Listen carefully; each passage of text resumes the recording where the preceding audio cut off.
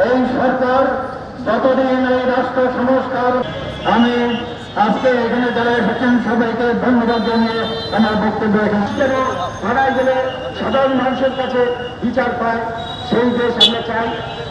সংগ্রামী বন্ধুগণ, এবার বক্তব্য রাখছেন সংক্ষিপ্তভাবে অনুসারী সম্মানিত সভাপতি, এখানে উপস্থিত আপনার ছাত্র শান্তি শৃঙ্খলা রক্ষা করা, এই দেশের মানুষকে শান্তিতে রাস্তায় বেরোতে ভয় না লাগে, আবার চাঁদাবাজি হবে, চিন্তা হবে। সভাপতি উপস্থিত প্রিয় বন্ধুরা, আমরা যারা শিক্ষিত করেছেন তাদের প্রতি অভিনন্দন।